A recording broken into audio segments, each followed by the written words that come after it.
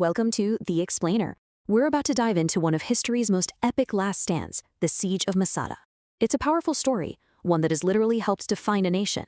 But what if the heroic tale we all think we know isn't the whole truth? Let's dig in. So, here's the story you've probably heard. In 73 AD, way up on this incredible desert fortress, a small group of Jewish rebels called the Sicarii made their final stand against the absolute might of the Roman Empire. I mean, look at this place.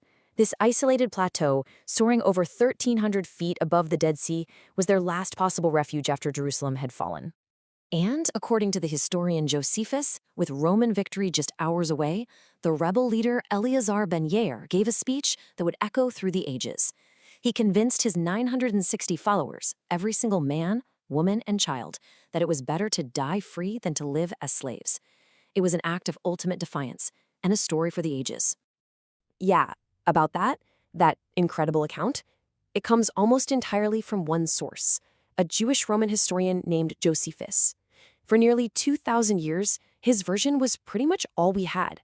But then came modern archaeology, and decades of digging have revealed a much more complex and, honestly, a much more fascinating picture. Okay, so to really understand the end of this story, we actually have to go back to the beginning. Because about 100 years before the siege, Masada wasn't a rebel stronghold at all.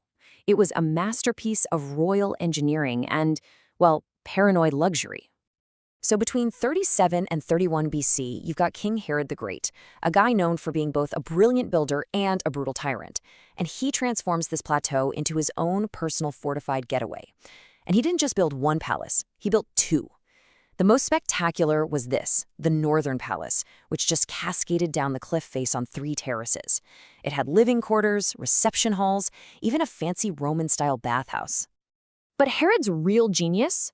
It wasn't just the palaces. It was solving the impossible problem of water out here in the desert. His engineers designed this absolutely brilliant system of channels that fed these massive cisterns carved right into the rock.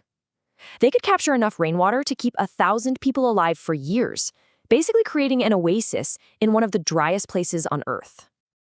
Okay, so with its towering palaces and years of supplies, this fortress seemed completely untouchable, right? So how on earth did it become the final, bloody chapter of the First Jewish-Roman War? Well, in 73 AD, the Romans showed up, and they absolutely meant business. The governor, a man named Lucius Flavius Silva, brought the famous 10th Legion, along with thousands of auxiliaries and prisoners of war. We're talking a force of around 15,000 people. Their strategy was slow, but deadly. First, build a wall completely around the mountain so nobody could escape. And then, the real work began. The Romans took on this monumental engineering task. They built a massive assault ramp out of earth, rock, and timber, all the way up the western side of the fortress. And you can still see it so clearly today, it's incredible. This thing likely took 2 to 3 months of just relentless labor, but it allowed them to finally get a battering ram up to the fortress walls. Now, according to Josephus, when the Romans finally broke through the walls, they were met with just this chilling, eerie silence. And that's what led to his famous account of the mass suicide. But what does the actual physical evidence, the stuff dug out of the ground 2,000 years later, what does it say? And this is where the legend really collides with the science. The landmark excavations back in the 1960s led by Yigal Yadin found some major contradictions. Josephus said 960 people died. Archaeologists found the remains of maybe 28. He described one palace. They clearly found 2. He talked about one single great fire. The evidence points to a bunch of smaller, separate fires all over the place. But despite those contradictions, wow, did they find some amazing things. Archaeologists uncovered this treasure trove of artifacts that give us a direct window into daily life up there.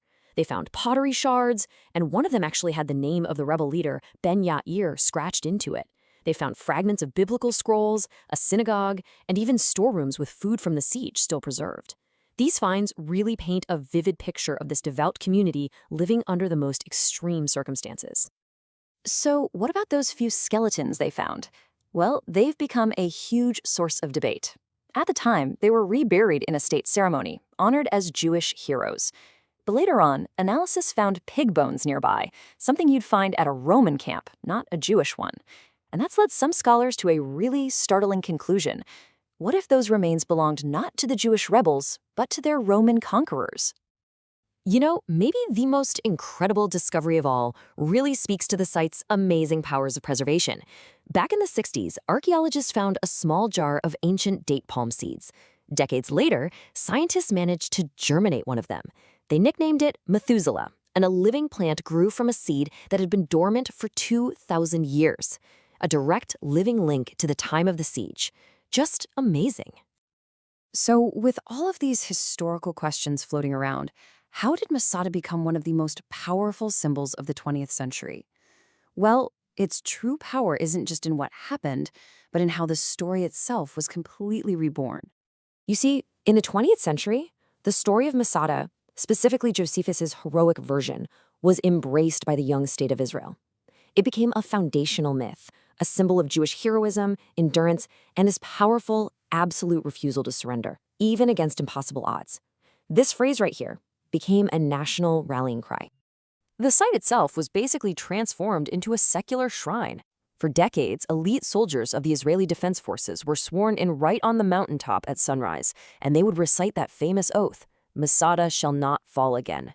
The story, whether it was historically 100% accurate or not, played a vital role in forging a new national identity. So in the end, Masada's so much more than just an archaeological site. It's an idea.